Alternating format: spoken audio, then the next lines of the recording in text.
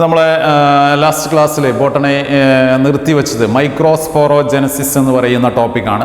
ആ മൈക്രോസ്പോറോജെനസിസിൽ എങ്ങനെയാണ് മൈക്രോസ്പോർസ് അല്ലെങ്കിൽ പോളൻ ഗ്രെയിൻസ് ഉണ്ടാവുന്നത് എന്നാണ് നമ്മൾ ഡിസ്കസ് ചെയ്തത്. ഓക്കെ, ഇനി പോളൻ ഗ്രെയിൻസ്, ആ പോളൻ ഗ്രെയിൻസിൻ്റെ ഡീറ്റെയിൽഡ് സ്ട്രക്ചറിലേക്കാണ് നമ്മൾ പോകുന്നത്. ഓക്കെ, ഇപ്പോൾ പോളൻ ഗ്രെയിൻസ് എന്ന് പറഞ്ഞാൽ അതിനെ നമുക്ക് മറ്റൊരു പേരിൽ കൂടി അറിയപ്പെടാം. That is male gametophyte. Okay, it's also known as male gametophyte.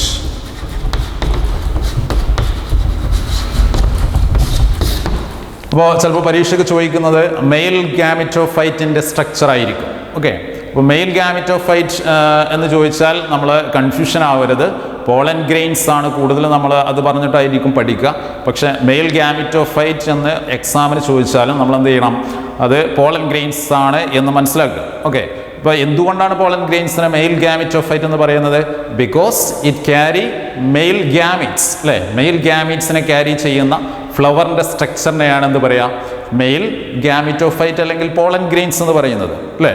അപ്പോൾ പോളൻ ഗ്രെയിൻസിൻ്റെ സ്ട്രക്ചർ നോക്കുകയാണെങ്കിൽ അതിൽ ഏകദേശം അതിൻ്റെ സൈസ് എന്ന് പറയുന്നത് 25 to 50 മൈക്രോമീറ്റർ സൈസ് ആയിരിക്കും. ഓക്കെ, 25 to 50 µm സൈസാണ് പോളൻ ഗ്രെയിൻസിൻ്റെ സൈസ് എന്ന് പറയുന്നത്. ഓക്കെ, ഈ പോളൻ ഗ്രെയിൻസിൻ്റെ സ്ട്രക്ചർ നമ്മൾ പഠിക്കുകയാണെങ്കിൽ അതിൽ നോക്കുക, അതിന് 2 മെയിൻ ലെയേഴ്സുകളാണുള്ളത്. Okay, this one is the plasma membranes. ഏത് പോളൻ ഗ്രെയിൻസ് ആയാലും അതിനൊരു പ്ലാസ്മ മെംബ്രെയിൻ ഉണ്ടാവും. ആ പ്ലാസ്മ മെംബ്രെയിനെ കവർ ചെയ്തിട്ട് 2 മെയിൻ ലെയേഴ്സുകൾ ഉണ്ടാവും. First layer, this is the first layer that is surrounding the plasma membranes, and the second layer is the outermost layer.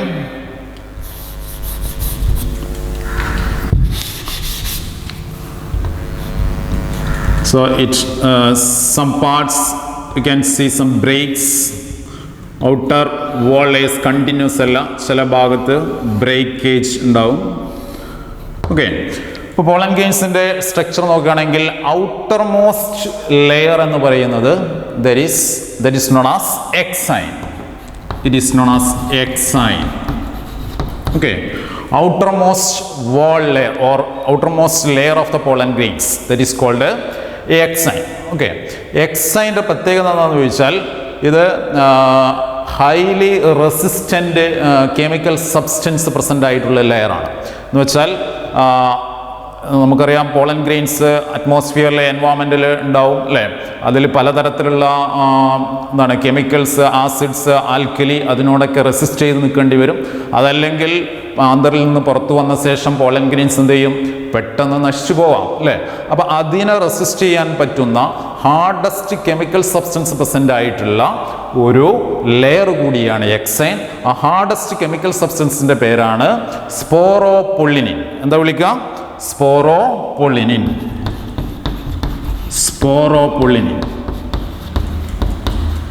Okay, ഇപ്പോൾ സ്പോറോപൊള്ളിനിൻ എന്ന് പറയുന്ന ഹാർഡസ്റ്റ് കെമിക്കൽ സബ്സ്റ്റൻസ് കൊണ്ടുണ്ടാക്കിയിട്ടുള്ള ലെയറിൻ്റെ പേരാണ് എക്സൈൻ. ഓക്കെ, അപ്പോൾ അതുകൊണ്ട് തന്നെ this pollen grains can be preserved as fossils. Fossils ആയിട്ട് ഈ pollen grains എന്ത് ചെയ്യാം, പ്രിസർവ് ചെയ്യുന്നുണ്ട്. എന്ന് വെച്ചാൽ ചിലപ്പോൾ 2000 അല്ലെങ്കിൽ 3000, 10,000 ഇയേഴ്സ് വരെയുള്ള പോളൻ ഗ്രെയിൻസിനെ ഒരു പക്ഷേ പല സയൻറ്റിസ്റ്റുകൾ പല സമയങ്ങളിലായിട്ട് എന്ത് ചെയ്തിട്ടുണ്ട്, കണ്ടെത്തിയിട്ടുണ്ട്. പോളൻ ഗ്രെയിൻസ് പാറയിലും മറ്റും പറ്റിപ്പിടിച്ചിരിക്കുന്ന പോളൻ ഗ്രെയിൻസിൻ്റെ എവിഡൻസ്, പല പ്ലാന്റ്സിൻ്റെയും എവിഡൻസ് അല്ലെങ്കിൽ പോളൻ ഗ്രെയിൻസിൻ്റെ സ്ട്രക്ചറൊക്കെ സയൻറ്റിസ്റ്റുകൾ കണ്ടെത്തിയിട്ടുണ്ട്.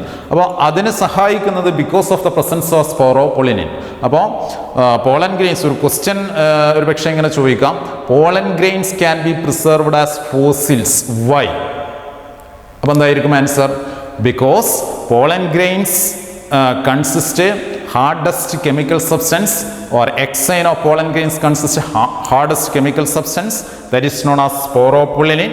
It can be resistive acids, alkali and high temperature. അല്ലേ? വ്യത്യസ്തമായിട്ടുള്ള ടെമ്പറേച്ചറിനെ റെസിസ്റ്റ് ചെയ്യാം, ആസിഡ്സിനെ റെസിസ്റ്റ് ചെയ്യാം, ആൽക്കലികളെ റെസിസ്റ്റ് ചെയ്യാം. ആ ഒരു കപ്പാസിറ്റി ഉണ്ടായതുകൊണ്ടാണ് പോളൻ ഗ്രെയിൻസിന് ഫോസിൽസ് ആയിട്ട് പ്രിസർവ് ചെയ്യാൻ കഴിയുമെന്ന് പറയുന്നത്. Okay, so it can be preserved as fossils. Okay, അപ്പോൾ എക്സൈൻ്റെ കണ്ടിന്യൂസ് അല്ല, ചില ഭാഗത്ത് മൈന്യൂട്ട് പോസുകൾ ഉണ്ടാവും. ആ പോസുകളെ വിളിക്കുന്ന പേരാണ് germ pore. What is germ pore? Okay, അപ്പോൾ ചില ഭാഗത്ത് എക്സൈൻസിൻ്റെ സ്മോൾ ഓപ്പണിങ്സ്, എക്സൈനിലുള്ള ചില സ്മോൾ ഓപ്പണിങ്സിൻ്റെ പേരാണ് ജേം പോർ. ഓക്കെ, അപ്പോൾ ദറ്റ് ഈസ് എക്സൈൻ. ഇനി സെക്കൻഡ് ലെയറിലേക്ക് വരാം. That is intine. This layer is called intine. അപ്പോൾ പോളൻ ഗ്രെയിൻസിൻ്റെ സെക്കൻഡ് ലെയറിൻ്റെ പേരാണ് intine. Intine is made up of cellulose and pectin. Intine ഉണ്ടാക്കിയിട്ടുള്ളത് സെല്ലുലോസ് കൊണ്ടും സെല്ലുലോസ് ആൻഡ് പെക്റ്റിൻ എന്ന് പറയുന്ന രണ്ട് കെമിക്കൽ സബ്സ്റ്റൻസ് കൊണ്ടാണ് ഇൻറ്റൈൻ ഫോം ചെയ്തിട്ടുള്ളത്. അപ്പോൾ എക്സൈൻ ഉണ്ടാക്കിയിട്ടുള്ളത് സ്പോറോപോളിനൈൻ, ഇൻറ്റൈൻ ഉണ്ടാക്കിയിട്ടുള്ളത് സെല്ലുലോസ് ആൻഡ് പെക്റ്റിൻ. ഓക്കെ, ഇനി ഇൻറ്റൈൻ കഴിഞ്ഞാൽ അതിൻ്റെ ഇന്നർ പാർട്ടിൽ വരുന്നതാണ് plasma membrane. Plasma membrane already ഒരു സെല്ലാണ്. So it consist plasma membrane and inner part of the plasma membrane that consist mainly 2 cells. 2 സെൽസുകൾ നമുക്ക് കാണാൻ പറ്റും. ഒന്നാമത്തെ സെല്ല് ലാർജസ്റ്റ് സെല്ലായിരിക്കും and second cell is the small type of cells ആണ്. അപ്പോൾ ലാർജസ്റ്റ് സെല്ലിനെ നമ്മൾ വിളിക്കുന്ന പേരാണ് വെജിറ്റേറ്റീവ് സെൽ. എന്താ വിളിക്കുക? Vegetative cell. ഓക്കെ, ലാർജസ്റ്റ് സെല്ലിൻ്റെ പോളൻ ഗ്രെയിൻസിലുള്ള ലാർജസ്റ്റ് സെല്ലിനെ വിളിക്കുന്ന പേരാണ് വെജിറ്റേറ്റീവ് സെല്ല്. അതേപോലെ തന്നെ അതിലുള്ള സ്മോളസ്റ്റ് സെല്ലിനെ വിളിക്കുന്ന പേരാണ് ജനറേറ്റീവ് സെൽ. ജനറേറ്റീവ് സെൽ അല്ലേ? ഇപ്പോൾ ലാർജ് സെല്ലിനെ വെജിറ്റേറ്റീവ് സെല്ലെന്നും അതേപോലെ തന്നെ ചെറിയ സെല്ലിനെ ജനറേറ്റീവ് സെല്ലെന്നും വിളിക്കും. ഈ generative cells that float in the cytoplasm of vegetative cell. Vegetative സെല്ലിൻ്റെ സൈറ്റോപ്ലാസത്തിൽ ഫ്ലോട്ട് ചെയ്ത് നിൽക്കുന്ന ഒരു സെല്ലായിട്ടാണ് ജനറേറ്റീവ് സെൽ അറിയപ്പെടുന്നത്.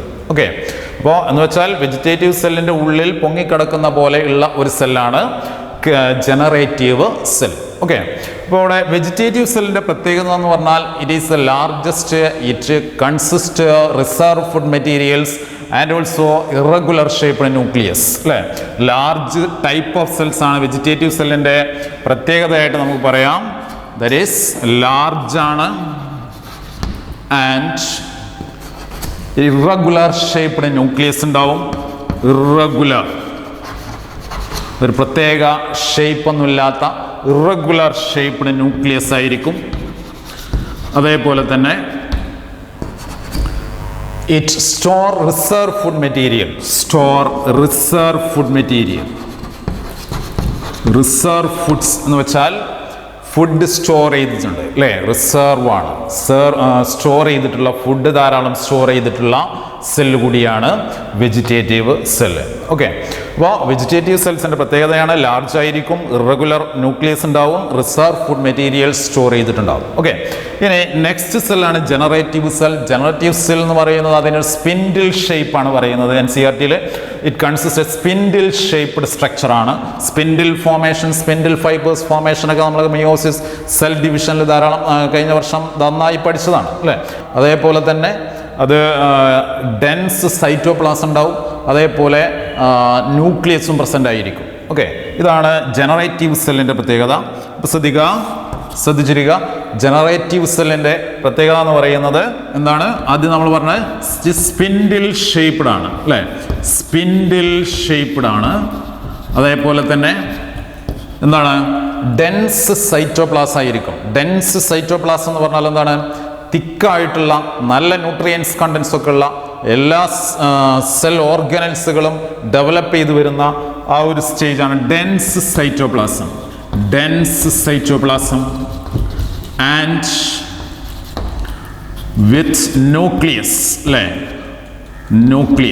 ന്യൂക്ലിയസ് പ്രസൻ്റ് ആയിട്ടുള്ള ഒരു സെല്ലാണ് ജനറേറ്റീവ് സെൽസ്. അപ്പോൾ vegetative cells, generative cell, 2 type സെല്ലുകളാണ് ഇതിലുള്ളത്, പോളൻ ഗ്രെയിൻസിലുള്ളത് അല്ലേ? അപ്പോൾ ജനറേറ്റീവ് സെല്ല് ലാർജ് സെല്ലാണ്, ഇറഗുലർ ഷേപ്പ് ന്യൂക്ലിയസ് ആയിരിക്കും. അബണ്ടൻ്റ് റിസർവ് ഫുഡ് സ്റ്റോർ ചെയ്തിട്ടുണ്ടാവും. അതേപോലെ തന്നെ ജനറേറ്റീവ് സെല്ലിലാണെങ്കിൽ സ്പിൻഡിൽ ഷേപ്പ്ഡ് ആയിരിക്കും. അതേപോലെ തന്നെ ഡെൻസ് സൈറ്റോപ്ലാസ് ആയിരിക്കും. അതേപോലെ തന്നെ ന്യൂക്ലിയസ് ഉണ്ടാവും. സൈറ്റോപ്ലാസ് ഒക്കെ നമ്മൾ പഠിച്ചതാണ് ഡീറ്റെയിൽസ് ആയിട്ട്. ഓക്കെ, അപ്പോൾ ഇതാണ് പോളൻ ഗ്രെയിൻസിൻ്റെ സ്ട്രക്ചർ. ഓക്കെ, ഈ പോളൻ ഗ്രെയിൻസിൻ്റെ പ്ലാന്റ്സുകൾ ഒരു 60% പ്ലാന്റ്സിൽ 60% പ്ലാന്റ്സിൽ പോളൻ ഗ്രെയിൻസ് ഷെഡ് ചെയ്യുന്നത് 2 സെൽഡ് സ്റ്റേജ് ആയിരിക്കും. അതാണ് 2 സെൽഡ് സ്റ്റേജ് എന്ന് വെച്ചാൽ ഒരു വെജിറ്റേറ്റീവ് സെല്ലും ഒരു ജനറേറ്റീവ് സെല്ലും ഉള്ള 2 സെല്ലായിട്ടാണ് 60% പ്ലാന്റ്സുകൾ ഷെഡ് ചെയ്യുന്നത്. ഓക്കെ, എന്ന് വെച്ചാൽ ഡിഹൈസ് ചെയ്യുന്നത്, ആന്തറിൽ നിന്ന് പുറത്തേക്ക് വരുമ്പോൾ 2 സെല്ലുകൾ ഉണ്ടാവും. ഇനി ചില പ്ലാന്റ്സ്, അതായത് 60% കഴിഞ്ഞാൽ ബാക്കി എത്ര ശതമാനം ഉണ്ട്?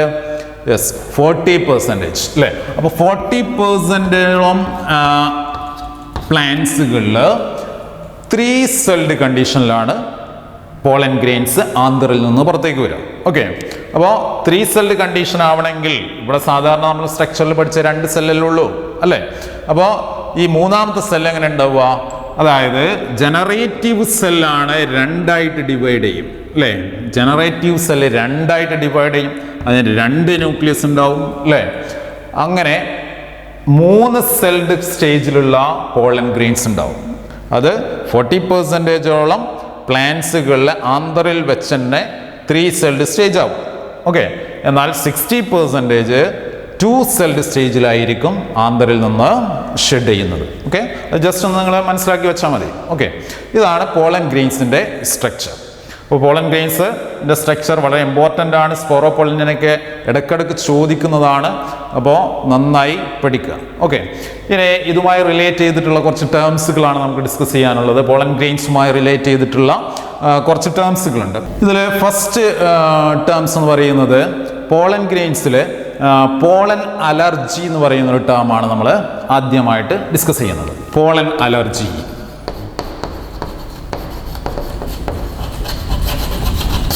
ഓക്കെ, ഇപ്പോൾ പോളൻ അലർജി എന്ന് പറഞ്ഞാൽ അത് കേൾക്കുമ്പോൾ തന്നെ നമുക്കറിയാം അല്ലേ? പലർക്കും പല രൂപത്തിലുള്ള അലർജിക് പ്രോബ്ലംസ് ഉണ്ടാവാറുണ്ട് അല്ലേ? എന്നാൽ പോളൻ ഗ്രെയിൻസ് മൂലം ചില സമയത്ത് ഫ്ലവേഴ്സിൻ്റെ പോളൻ ഗ്രെയിൻസ് പുറത്തു വരുമ്പോൾ അതിന് പ്രത്യേക സ്മെല്ലുണ്ടാവും. നിങ്ങൾ പലരും അനുഭവിച്ചിട്ടുണ്ടാവും അല്ലേ? അപ്പോൾ ആ സ്മെല്ലുകൾ, അല്ലെങ്കിൽ പോളൻ ഗ്രെയിൻസ്, ചിലപ്പോൾ സ്മെല്ലില്ലാത്ത പോളൻ ഗ്രെയിൻസ് ഉണ്ടാവും. അപ്പോൾ അത്തരം പോളൻ ഗ്രെയിൻസ് എന്ത് ചെയ്യും? നമ്മളെ നേഴ്സൽ ക്യാവിറ്റിയിലെത്തിക്കഴിഞ്ഞാൽ അത് അലർജിക് പ്രോബ്ലംസ് ഉണ്ടാവും. ലങ്സിലേക്ക് എത്തിക്കഴിഞ്ഞാൽ പലതരത്തിലുള്ള അലർജിക് പ്രോബ്ലംസ് ഉണ്ടാവും അല്ലേ? അത്തരം അലർജികളെയാണ് നമ്മൾ പോളൻ അലർജി എന്ന് പറയുന്നത്. ഓക്കെ, അപ്പോൾ പോളൻ അലർജിയിൽ മെയിനായിട്ടുണ്ടാകുന്ന അസുഖം എന്ന് പറയുന്ന ആസ്മ, ബ്രോങ്കൈറ്റിസ് പോലുള്ള രോഗങ്ങളാണ് അല്ലേ? അപ്പോൾ അതുമൂലം പോളൻ അലർജി എന്ന് പറഞ്ഞാൽ allergic problems due to pollen grains, that is called pollen allergy അല്ലേ? Allergic problems due to pollen grains, that is called pollen allergy. അതുമായിട്ടുണ്ടാവുന്ന ബുദ്ധിമുട്ടുകളാണ്, അസുഖങ്ങളാണ് ആസ്മ അല്ലേ? ആസ്മ, അതേപോലെ തന്നെ ബ്രോങ്കൈറ്റിസ് എന്ന് പറയുന്ന രോഗം. ഓക്കെ, അപ്പോൾ ആസ്മ എന്ന് പറയുന്നത് ശ്വാസം മുട്ടൽ പോലുള്ളതാണ്. ബ്രോങ്കസ് ഒക്കെ നിങ്ങൾ പഠിച്ചിട്ടുണ്ടാവും. ലങ്സുമായി റിലേറ്റ് ചെയ്തിട്ടുള്ള പാർട്സുകളാണ്. അപ്പോൾ അതിൽ വരുന്ന പ്രോബ്ലംസുകളാണ്. ബ്രോങ്കൈറ്റിസ് എന്ന് പറയുന്ന രോഗം തന്നെ ഉണ്ട്. അപ്പോൾ ഇതൊക്കെ ഉണ്ടാവുന്നത് because of the pollen allergy. Okay, അപ്പോൾ അലർജിക് പ്രോബ്ലംസിന്, പോളൻ അലർജിക്ക് മെയിനായിട്ട് കാരണമായിട്ടുള്ള ഒരു പ്ലാന്റാണ് പാർത്തീനിയം സ്പീഷ്യസ് എന്ന് പറയുന്നത്. നമ്മൾ ചുറ്റുപാടിലൊക്കെ കാണപ്പെടുന്ന ഒരു പ്ലാന്റാണ് പാർത്തീനിയം സ്പീഷ്യസ് എന്ന് പറയാം. പാർത്തീനിയം അല്ലെങ്കിൽ ഇതിനെ മറ്റൊരു പേര് വിളിക്കും ക്യാരറ്റ് ഗ്രാസ് എന്നും പറയും. ക്യാരറ്റ് ഗ്രാസ്, ക്യാരറ്റ് അല്ല, സാധാരണ ക്യാരറ്റ് അല്ല, ഗ്രാസ് വിഭാഗത്തിൽപ്പെട്ട ഒരു പ്ലാന്റ് ആണ് ക്യാരറ്റ് ഗ്രാസ് എന്ന് പറയുന്ന പാർത്തീനിയം സ്പീഷ്യസ്. ഇപ്പോൾ നിങ്ങൾ നെറ്റിൽ അടിച്ചു നോക്കിയാൽ പാർത്തീനിയം സ്പീഷ്യസ് ഒക്കെ കാണാൻ പറ്റും. ഓക്കെ, അപ്പോൾ ഇത് പോളൻ അലർജിയുമായി റിലേറ്റ് ചെയ്തിട്ടുള്ള കാര്യങ്ങൾ ഇത്രയാണ് നമ്മൾ മനസ്സിലാക്കുന്നത്. എന്താണ് pollen allergy? Pollen allergy means it is A allergic problems due to pollen grains. So in which what is the problems of this disease or this pollen allergy? That is mainly asthma, bronchitis. അതേപോലെ തന്നെ respiratory ഡിസോർഡേഴ്സുകളും നമുക്ക് വേണമെങ്കിൽ പറയാം. Respiratory ശ്വാസതടസ്സം പോലുള്ള പല ബുദ്ധിമുട്ടുകളുണ്ടാവും. അതേപോലെ തന്നെ name the plants that cause pollen allergy. ഇതാണ് നമ്മൾ NCERT ടെക്സ്റ്റ് ബുക്കിൽ കൊടുത്തിട്ടുള്ള പ്ലാന്റ്, പോളൻ അലർജി കാരണമായിട്ടുള്ള പ്ലാന്റ് അല്ലേ.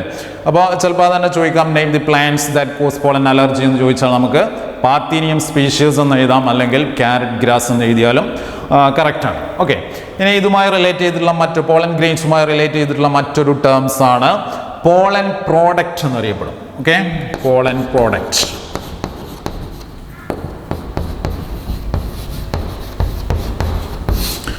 പോളൻ പ്രോഡക്ട്സ് എന്താണ്? പോളൻ പ്രോഡക്ട്സ് എന്ന് വെച്ചാൽ പോളൻ ഗ്രെയിൻസിൽ നിന്ന് പല ഹ്യൂമൻ ബീയിങ്സിന് കൺസ്യൂം ചെയ്യാൻ പറ്റുന്ന പല പ്രോഡക്ട്സുകളും ഡെവലപ്പ് ചെയ്യുന്നുണ്ട്. അതായത് this used as a food supplements. Pollen grains used as a food supplement because it consist high nutritive value.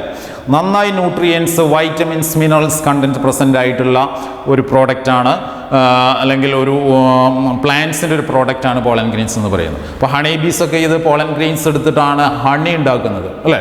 നമ്മൾ ഹണി ഒരു തേന് ഒരു 4 സ്ഥലത്ത് നിന്ന് നമ്മൾ തേൻ കളക്ട് ചെയ്ത് കഴിഞ്ഞാൽ ആ തേനിനെ പരിശോധിച്ച് കഴിഞ്ഞാൽ അതിൽ പലതരത്തിലുള്ള പൂക്കളുള്ള പോളൻ ഗ്രെയിൻസിൻ്റെ പ്രസൻസ് നമുക്ക് ഐഡൻറ്റിഫൈ ചെയ്യാൻ പറ്റും. ഓക്കെ, അപ്പോൾ ഈ പോളൻ ഗ്രെയിൻസ് എന്ന് പറയുന്നത് ഹൈലി ന്യൂട്രിറ്റീവ് ആണ്. ഹണി നമുക്കറിയാം വളരെ ന്യൂട്രിറ്റീവ് ആയിട്ടുള്ള ഒരു മെഡിസിൻസ് കൂടിയാണ് ഹണി. അപ്പോൾ അതുണ്ടാക്കാൻ വേണ്ടിയിട്ട് പോളൻ ഗ്രെയിൻസ് ആണ് ഹണി ബി ഉപയോഗിക്കുന്നത്. അതേപോലെ തന്നെ ഹ്യൂമൻ ബീയിങ്സ് ഈ പോളൻ ഗ്രെയിൻസ് എടുത്തിട്ട് പലതരത്തിലുള്ള ക്യാപ്സ്യൂളുകൾ, സിറപ്പുകളൊക്കെ ഉണ്ടാക്കുന്നുണ്ട്. അപ്പോൾ അതിനെയാണ് നമ്മൾ പോളൻ പ്രോഡക്ട്സ് അല്ലേ. അപ്പം why pollen grains used as a food supplement എന്ന് ചോദിച്ചാൽ എന്താണ് നമ്മൾ ആൻസർ പറയാം? Because it consist high nutrients അല്ലേ. അപ്പോൾ ഹൈ ന്യൂട്രിയൻസ് പ്രസൻ്റ് ആയതുകൊണ്ടാണ് പോളൻ ഗ്രെയിൻസ് എന്തായിട്ട് ഉപയോഗിക്കുന്നത്? ഫുഡ് സപ്ലിമെന്റ്സ് ആയിട്ട് ഉപയോഗിക്കുന്നത് അല്ലേ. എന്താണ് സപ്ലിമെന്റ്സ്? പല ഫുഡ് ഐറ്റംസിലും സിറപ്പുകളും ക്യാപ്സ്യൂളുകളൊക്കെ ഉണ്ടാക്കാൻ വേണ്ടിയിട്ട് പോളൻ ഗ്രെയിൻസ് ഉപയോഗിക്കാൻ കാരണം because it consist high nutrients. Okay, ഇനി ഈ ഫുഡ് സപ്ലിമെന്റ്സിൽ പെട്ടതാണ് ഒരു എക്സാമ്പിൾ ആയിട്ട് പറഞ്ഞാൽ ബി പോളൻ എന്ന് പറയുന്ന ഒരു പ്രോഡക്റ്റ് ഉണ്ട്. ബി പോളൻ നമുക്ക് ചിലപ്പോൾ വാങ്ങിക്കാൻ കിട്ടും, ക്യാപ്സ്യൂളുകളായിട്ടും സിറപ്പുകളായിട്ടും ഒക്കെ വാങ്ങാം. ഇത് ഉപയോഗിച്ച് കഴിഞ്ഞാൽ അത്ലറ്റ്സ്, അതേപോലെ തന്നെ റേസ് ഹോഴ്സസ് അല്ലേ, കുതിരപ്പന്തയത്തിന് ഉപയോഗിക്കുന്ന കുതിരകൾക്ക് കൊടുക്കും. അതേപോലെ തന്നെ അത്ലറ്റ്സുകൾക്ക് ഈ ബി പോളൻ എന്ന് പറയുന്ന പ്രോഡക്റ്റ് കൊടുത്താൽ അവരുടെ പെർഫോമൻസ് ഒന്നുകൂടി കൂട്ടാൻ കഴിയുന്നുള്ളതാണ് കണ്ടെത്തിയിട്ടുള്ളത്. അപ്പോൾ വിദേശ രാജ്യങ്ങളിലൊക്കെ ധാരാളം ഈ ഒരു പോളൻ പ്രോഡക്ട്സുകൾ ഉപയോഗിക്കുന്നുണ്ട്. അപ്പോൾ ഇത് ഉപയോഗിച്ച് കഴിഞ്ഞാൽ we can increase the performance of athletes and race horses അല്ലേ. കുതിരപ്പന്തയം അത്ലറ്റ്സുകളുടെയും റേസ് ഹോഴ്സസുകളുടെയും എന്താണ് അവരുടെ പെർഫോമൻസ് കൂട്ടാൻ ഈ ഒരു ബി പോളൻ എന്ന് പറയുന്ന പോളൻ ഗ്രെയിൻസിൽ നിന്നുണ്ടാക്കിയിട്ടുള്ള പ്രോഡക്ട്സ് നമുക്ക് ഉപയോഗിക്കാൻ കഴിയുമെന്നുള്ളതാണ്. ഓക്കെ, അപ്പോൾ ഇതാണ് സെക്കൻഡ് ടേംസ്. ഇനി തേർഡ് ടേംസിലേക്ക് പോകാം. That is pollen viability.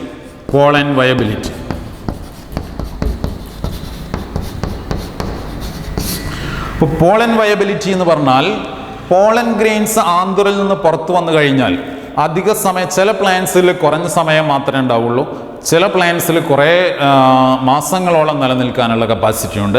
അപ്പോൾ ഈ കപ്പാസിറ്റിയെ പോളൻ ഗ്രെയിൻസ് റിമെയിൻ വയബിൾ, അതായത് ജീവനോടെ പോളൻ ഗ്രെയിൻസിന് ആന്തറിൽ നിന്ന് പുറത്തു വന്നാൽ ജീവനോടെ നിലനിൽക്കാൻ കഴിയുന്ന ആ ഒരു പീരീഡിനെയാണ് ആക്ച്വലി പോളൻ വയബിലിറ്റി എന്ന് പറയുക. It is the period or it is the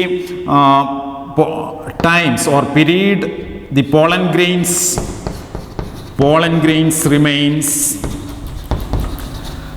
remain viable. Pollen grains viable ആയിട്ട് ജീവനോടെ നിലനിൽക്കാൻ കഴിയുന്ന ആ പീരീഡിനെ ഓർ കപ്പാസിറ്റിയെയാണ് നമ്മൾ എന്താ പറയുക? പോളൻ വയബിലിറ്റി എന്ന് പറയാം. It is the capacity of pollen grains to remain viable എന്ന് പറയാം. Okay, it is the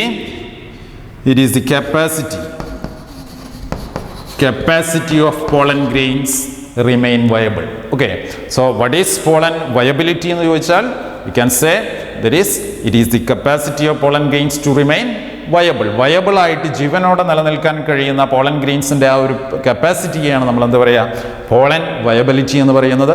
pollen viability പല പ്ലാന്റ്സുകൾക്കും ഡിഫറെൻ്റ് ആയിരിക്കും. ഇപ്പോൾ നമ്മൾ വീറ്റ് അതേപോലെ തന്നെ റൈസ് പോലുള്ള പ്ലാന്റ്സുകൾ എടുത്തു കഴിഞ്ഞാൽ, ഇപ്പോൾ ശ്രദ്ധിക്കുക, വീറ്റ് അതേപോലെ തന്നെ റൈസ് പോലുള്ള പ്ലാന്റ്സുകൾ എടുത്തു കഴിഞ്ഞാൽ അതിൻ്റെ വയബിലിറ്റി എന്ന് പറയുന്നത് ഓൺലി 30 minutes ആണ്. 30 minutes. ഓക്കെ, ഇപ്പോൾ 30 മിനിറ്റ് മാത്രമായിരിക്കും അതിൻ്റെ വയബിൾ കണ്ടീഷൻ എന്ന് പറയുന്നത്. ഓക്കെ, എന്നാൽ ചില ഫാമിലീസ്, ലെഗ്യൂമിനേസേ ഫാമിലി നമ്മൾ കഴിഞ്ഞ വർഷം ചില ഫാമിലികളൊക്കെ പഠിച്ചിരുന്നു അല്ലേ. അപ്പോൾ ലെഗ്യൂമിനേസേ ഫാമിലി അതേപോലെ തന്നെ റോസിയേസേ ഫാമിലി, സൊളനേസേ ഫാമിലി. ഇപ്പോൾ സൊളനേസി അല്ലേ, സൊളനേസി, റോസേസി ആൻഡ് ലെഗ്യൂമിനോസേ പോലുള്ള ഫാമിലികളിൽ സെവറൽ മന്ത്സ് വരെ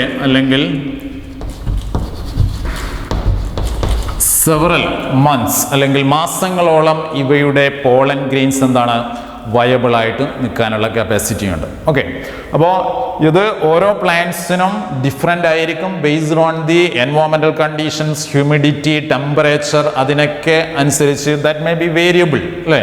ഓരോ സ്പീഷീസിനും വേരിയബിൾ ആയിരിക്കും. ഓക്കെ, ഇതാണ് പോളൻ വയബിലിറ്റി എന്ന് പറയാം. ഓക്കെ, അപ്പോൾ എത്ര ടേംസായി നമ്മൾ പഠിച്ചത്? 3 ടേംസ് അല്ലേ. ഏതൊക്കെയാണ്? Pollen allergy, pollen products, pollen viability. Okay, ഇനി 4ാമത്തെ ടേംസ് കൂടിയുണ്ട്, ശ്രദ്ധിച്ചിരിക്കുക. ഇപ്പോൾ 4th ടേം ആണ്, listen, pollen bank. Pollen bank, bank എന്താണെന്ന് നമുക്കറിയാം അല്ലേ. ഇപ്പോൾ സാധാരണ കാനറ ബാങ്ക് പല രൂപത്തിലുള്ള ബാങ്ക്സുകളുണ്ട്. അവിടെ എന്താണ് സ്റ്റോർ ചെയ്യുന്നത്? യെസ്, അവിടെ ക്യാഷാണ് സ്റ്റോർ ചെയ്യുന്നത് അല്ലേ. അപ്പോൾ നമുക്ക് ഏകദേശം ഐഡിയ കിട്ടിയിട്ടുണ്ടാകും. പോളൻ ബാങ്ക് സ്റ്റോർ ചെയ്യാനുള്ള ഒരു എന്താണ് സ്റ്റോറിങ് ഏരിയനെയാണ് നമ്മൾ എന്താ പറയുക പോളൻ ബാങ്ക് എന്ന് പറയാം. അപ്പോൾ പോളൻ ഗ്രെയിൻസ് പല രൂപത്തിൽ വെറുതെ നമുക്കൊരു ഷോക്കേഴ്സിൽ കൊണ്ടുപോയി സ്റ്റോർ ചെയ്യാൻ പറ്റില്ല. അതിനെ സ്റ്റോർ ചെയ്യുന്നത് it can be stored in liquid nitrogen at -196 degree Celsius. Liquid നൈട്രജനിലാണ്, ലിക്വിഡ് നൈട്രജനിൽ -196 degree Celsiusലാണ് പോളൻ ഗ്രെയിൻസ് സ്റ്റോർ ചെയ്യുന്നത്.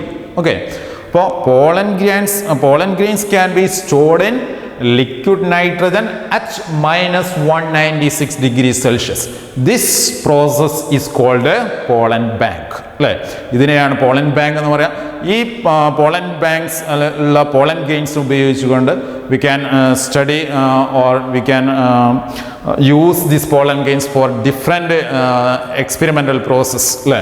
അപ്പോൾ പലതരത്തിലുള്ള കാര്യങ്ങൾക്ക് വേണ്ടിയിട്ട് പോളൻ ഗ്രെയിൻസ് നമുക്ക് ഭാവിയിൽ ഉപയോഗപ്പെടുത്താൻ വേണ്ടിയിട്ടാണ്, പല ക്രോസ് ബ്രീഡിംഗ് പ്രോസസ്സിന് വേണ്ടിയിട്ടൊക്കെ നമുക്ക് പോളൻ ഗ്രെയിൻസ് ഉപയോഗപ്പെടുത്താം. അപ്പോൾ സീഡ് ബാങ്ക്, സ്പേം ബാങ്ക് ഒക്കെ നിങ്ങൾ കേട്ടിട്ടുണ്ടാവും. അപ്പോൾ അങ്ങനെയുള്ള ഒരു ബാങ്കാണ് പോളൻ ബാങ്ക്സ്. പോളൻ ഗ്രെയിൻസിന് മാത്രം സ്റ്റോർ ചെയ്യുന്ന, പ്രത്യേക ടെമ്പറേച്ചറിൽ സ്റ്റോർ ചെയ്യുന്ന പ്രോസസ്സിനെയാണ് പോളൻ ബാങ്ക് എന്ന് പറയാം. This used for different purpose അല്ലേ. പോളൻ ഗ്രെയിൻസുമായി റിലേറ്റ് ചെയ്തുള്ള പല പ്രോസസ്സിനും വേണ്ടി പോളൻ ഗ്രെയിൻസ് ഈ പോളൻ ബാങ്കിൽ നിന്ന് ഉപയോഗിക്കാറുണ്ട്. ഓക്കെ, ഇതാണ് പോളൻ ഗ്രെയിൻസുമായി റിലേറ്റ് ചെയ്തിട്ടുള്ള കാര്യങ്ങൾ. ഇപ്പോൾ നമ്മൾ ഈ ടോപ്പിക്കിൽ പഠിച്ചത് പോളൻ ഗ്രെയിൻസ്, അതിൻ്റെ സ്ട്രക്ചർ, അതേപോലെ തന്നെ അതുമായി റിലേറ്റ് ചെയ്തിട്ടുള്ള 4 ടേംസുകളാണ്. ഓക്കെ, അപ്പോൾ വളരെ ഇമ്പോർട്ടൻ്റ് ആയിട്ടുള്ള ടോപ്പിക്കാണ് ഇവിടെ നമ്മൾ ഡിസ്കസ് ചെയ്തത്. അപ്പോൾ പോളൻ ഗ്രെയിൻസിൻ്റെ സ്ട്രക്ചറും സ്പോറോപൊള്ളിനൊക്കെ പല തവണ ചോദിച്ചതാണ്. പോളൻ വയബിലിറ്റി ചോദിച്ചിട്ടുണ്ട്. അപ്പോൾ ഇമ്പോർട്ടൻ്റ് ആയിട്ട് നന്നായി പഠിക്കുക. ഓക്കെ, അപ്പോൾ ഇനി നമുക്ക് ബാക്കി അടുത്ത ക്ലാസ്സിൽ ഡിസ്കസ് ചെയ്യാവുന്നതാണ്. Okay, thank you.